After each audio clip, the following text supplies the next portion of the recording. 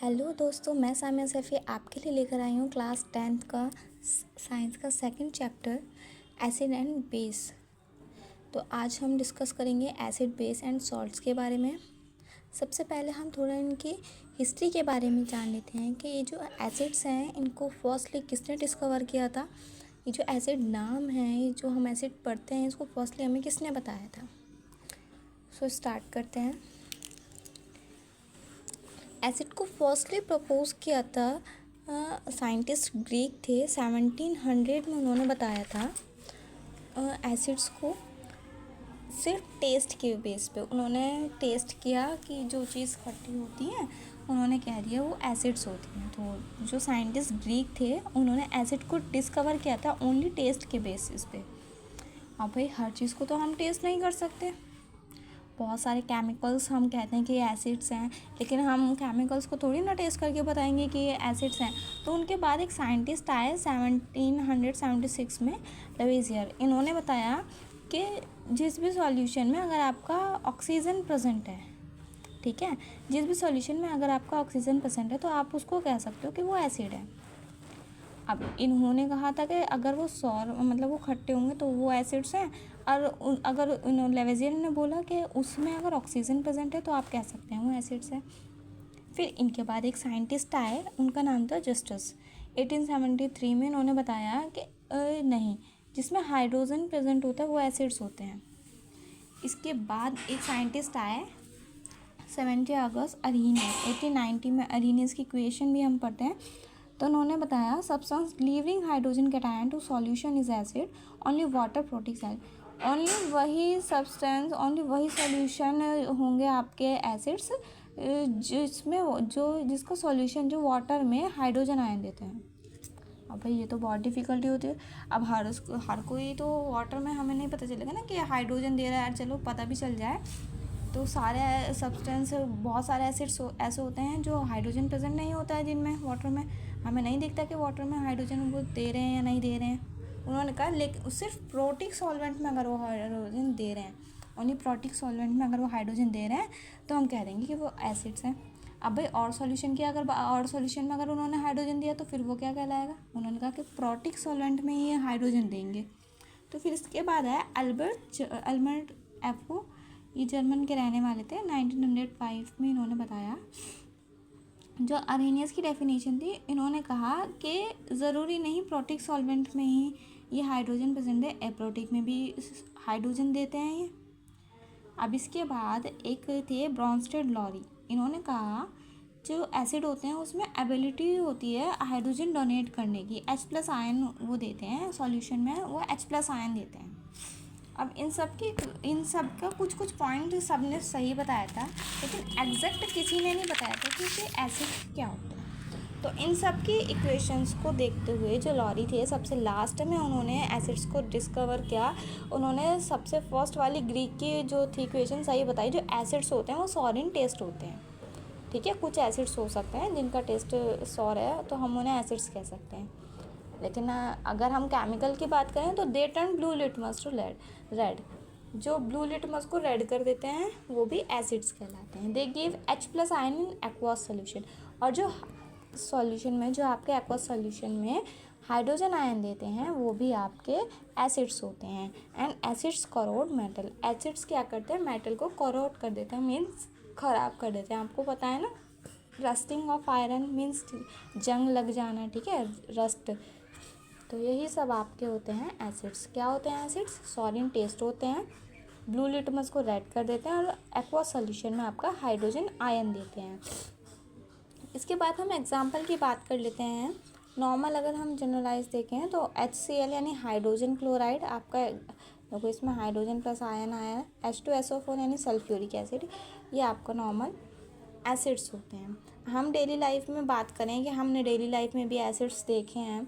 जैसे आपका ऑरेंज होता है, खट्टा होता है, सॉर होता है इसका टेस्ट, ठीक है, जूसी होता है। जितने भी जूसी फ्रूट्स होते हैं उसमें आपके एसिड्स प्रेजेंट होते हैं। जैसे ऑरेंज में आपका सिट्रिक एसिड प्रेजेंट होता है, एंड लेमन में भी आपका सिट्रिक एसिड प्रेजेंट होता है। जो आपका एप्पल होता है उसमें आपका एस्कॉर्बिक एसिड प्रेजेंट होता है। अनियन जो होता है उसमें ऑक्सैलिक एसिड प्रेजेंट होता है, मिल्क जो होता है उसमें आपका लैक्टिक एसिड प्रेजेंट होता है, और जो आपका ग्रेप्स होता है उसमें आपका टार्ट्रिक एसिड प्रेजेंट होता है, एंड पाइनएप्पल में आपका टार्ट्रिक एसिड प्रेजेंट होता है। और विनेगर जो होता है आपका, आप चाउमीन में यूज़ करते हैं ना विनेगर, ठीक है, उसमें आपका एसिटिक एसिड प्रेजेंट होता है। जो आप चाय पीते हैं, टी जो होती है आपकी, उसमें टैनिक एसिड प्रेजेंट होता है। तो ये आपको मोस्ट इम्पॉर्टेंट है, ये आपको लर्न भी होने चाहिए। अब टाइप की बात कर लेते हैं कि एसिड्स के दो टाइप होते हैं, एक तो स्ट्रॉन्ग एसिड्स होते हैं और एक वीक एसिड्स होते हैं। अब स्ट्रॉन्ग एसिड्स के अगर एग्जांपल की बात करें तो स्ट्रॉन्ग एसिड्स जो होते हैं हाइड्रोक्लोरिक एसिड और सल्फ्यूरिक एसिड, ठीक है, इनकी एसिडिटी जो होती है बहुत हाई लेवल वाली होती है। जो वीक एसिड होते हैं वो होते हैं एसिटिक एसिड हो गया आपका, ऑक्सैलिक एसिड हो गया और सिट्रिक एसिड, ठीक है, नॉर्मल होते हैं। कंसनट्रेटेड क्या होते हैं, जिसमें एसिड क्वांटिटी बहुत ज़्यादा होती है, एसिड की क्वांटिटी बहुत ज़्यादा होती है, वाटर अगर वाटर में आप डालते हैं, और वाटर की कम होती है। जैसे एक ग्लास है, ठीक है, इसमें मैंने कोई एसिड डाला तो इसमें वाटर तो सिर्फ इतना और एसिड इतना है, ठीक है, तो ये कंसनट्रेटेड एसिड्स हो गया, ठीक है, वाटर बहुत कम क्वांटिटी में है। और डाइल्यूट की अगर आप बात करें तो इसमें मोर क्वांटिटी में आप वाटर यूज़ करते हैं, ठीक है, और एसिड की क्वांटिटी इसमें कम होती है। अब हम बात कर लेते हैं बेस की, कि बेस क्या होते हैं।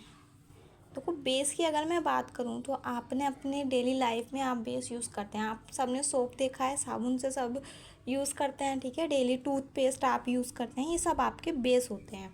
तो डेफिनेशन देख लेते हैं बेस की, क्या होता है। Base are the chemical compound that are bitter to taste, soapy to touch. Taste में तो ये बिटर होते हैं, थोड़ा थोड़ा कसैला, थोड़ा थोड़ा इनका टेस्ट होता है, और इनको जब टच करते हैं तो थोड़ा सॉफ्ट इनका टच जब करते हैं तो थोड़ी सॉफ्टनेस हमें फील होती है। Based are present in detergent, toothpaste and hair dye. जितने भी आपके डिटर्जेंट पाउडर होते हैं, आपका सोप्स होते हैं, आपकी हेयर डाइज होती हैं, इन सब में आपका बेस प्रेजेंट होता है। तो प्रॉपर्टीज़ की बात कर लेते हैं। They are bitter in taste, ये मैंने आपको बताई दिया। They turn red litmus to blue, and aqua solution में जो बेस होते हैं वो आपका OH आयन देते हैं, ठीक है, एक्वा सोल्यूशन में आपके बेस जो होते हैं वो OH आयन देते हैं। अब टाइप्स की बात कर लेते हैं। टाइप्स ऑफ बेस, मैंने गलत लिख दिया यहाँ पे, आप बेस कर लीजिएगा। टाइप्स ऑफ बेस, तो बेस भी आपके 2 टाइप के होते हैं। इनके एग्जांपल देख लेते हैं। स्ट्रॉन्ग बेस होते हैं और आपके वीक बेस होते हैं। स्ट्रॉन्ग बेस NaOH जो आपका यानी सोडियम हाइड्रोक्साइड हो गया, KOH यानी पोटेशियम हाइड्रोक्साइड, CaOH का होल ट्वाइस आपका कैल्शियम हाइड्रोक्साइड। वीक बेस क्या होते हैं आपका NH4OH यानी अमोनियम हाइड्रोक्साइड। अल्कलाई क्या होते हैं, these are bases which are soluble in water. ऐसे बेस जो आपके वाटर में घुल जाते हैं उनको आप अल्कलाई बेस कहते हैं, ठीक है। आपका इंडिकेटर क्या होते हैं, these are the substance which changes their colour, smell in different types of substance. Indicator उसको ऐसे सब्सटेंस होते हैं जो अपने कलर को, अपनी स्मेल को डिफरेंट टाइप के सब्सटेंस में मिलकर चेंज कर देते हैं। देखो, अगर हम टाइप की बात करें तो नेचुरल इंडिकेटर की बात करते हैं, तो those indicator found in nature, ये नेचर में मिलते हैं हमें, एंड प्लांट्स कॉल्ड नेचर, ये हमें प्लांट से मिलते हैं, ठीक है, नेचर में पाए जाते हैं। फॉर एग्जाम्पल लिटमस को अगर आप एसिड में डालते हैं तो रेड कलर देता है, अगर आप बेस में आपको उसको डाल कर देखते हैं तो ये आपको ब्लू कलर देगा। इसी तरह से टर्मरिक सबने देखा है, टर्मरिक को अगर आप एसिड्स की प्रेजेंस में रखते हैं तो वो आपको येलो कलर देता है, एंड आप उसको बेस की प्रेजेंस में रखते हैं तो वो आपको रेड कलर देता है। इसके बाद हम बात करते हैं सिंथेटिक इंडिकेटर। अब ये सिंथेटिक इंडिकेटर क्या होता है, दीज आर केमिकल, ये केमिकल सब्सटेंस होते हैं, जैसे आपका मेथिलीन ऑरेंज हो गया, ठीक है, फिनोल्फथलीन हो गया, ये सारे केमिकल सब्सटेंस होते हैं। ऑल्फैक्टरी इंडिकेटर क्या होते हैं, अल्फैक्टरी क्या होते हैं, the substance have different odour in acid base, इनका जो ऑर्डर होता है वो डिफरेंट होता है, एसिड्स में भी बेस में भी। जैसे वेनिला हो गया, इसकी एसिड्स में अगर डालते हैं तो वो हाई स्मेल देगा और बेस में वो कोई भी स्मेल नहीं देता। और जैसे क्लोव ऑयल हो गया आपका, इसकी एसिड्स की प्रेजेंट में स्मेल जो होती है बढ़ जाती है, लेकिन बेस की प्रेजेंस में इसकी स्मेल जो होती है डिक्रीज़ हो जाती है। अब मोस्ट इम्पॉर्टेंट है ये केमिकल प्रॉपर्टीज़ ऑफ एसिड्स। हम एसिड्स और बेस की केमिकल प्रॉपर्टीज़ की बात करेंगे, लेकिन सबसे पहले हम डिस्कस करेंगे केमिकल प्रॉपर्टीज़ ऑफ एसिड्स। सबसे पहले हम रिएक्शन की बात कर लेते हैं। इसमें रिएक्शन की मेटल से रिएक्शन करेंगे, किसी भी एसिड्स की अगर मेटल से रिएक्शन करते हैं तो वो क्या करता है। अगर हम किसी भी एसिड्स की रिएक्शन, देखो ये आपका एसिड है, इसकी रिएक्शन अगर मैंने मेटल से करी तो ये आपको एक सॉल्ट देगा। सॉल्ट कौन सा देगा, जिंक सल्फेट का, और आपकी जो गैस है वो रिलीज़ हो जाएगी। यहाँ पर जो हमने एसिड यूज़ करा है वो डाइल्यूट है, मेटल हमने जिंक लिया है, एसिड हमारा H2SO4 है जिसने सॉल्ट बनाया है जिंक सल्फेट, और हाइड्रोजन हमारा रिलीज़ हो गया। अगर हम इसकी रिएक्शन मेटल कार्बोनेट से करते हैं, किसी भी एसिड्स की रिएक्शन, अगर कोई भी मेटल कार्बोनेट है, यहाँ पे हमने कैल्शियम कार्बोनेट लिया है और HCl से इसकी रिएक्शन करी है, तो रिएक्शन कैसे होती है, पॉजिटिव और नेगेटिव के बीच रिएक्शन होती है। तो रिएक्शन करेंगे तो क्या बनता है, CaCl2, ठीक है, वैलेंसीज आपको पता है, H2 और कार्बन डाइऑक्साइड ये रिलीज़ हो जाएगा। अगर हम कार्बन डाइऑक्साइड से इसकी रिएक्शन करते हैं तब क्या होता है,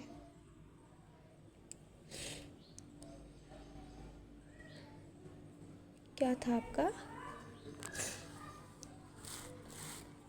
पहले हम इसकी मेटल ऑक्साइड से रिएक्शन देखेंगे, रिएक्शन विद मेटल ऑक्साइड, फिर मैं आपको इसकी एक्सप्लेन करूँगी। आपका मेटल ऑक्साइड है copper oxide plus hydrogen chloride.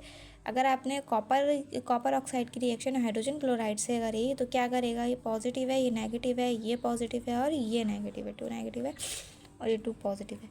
तो मोर रिएक्टिव एलिमेंट क्या करता है, लेस रिएक्टिव एलिमेंट के साथ कंबाइन करता है, तो more reactive element less reactive element के पास जाएगा, ठीक है। तो कॉपर क्लोराइड और आपका वाटर।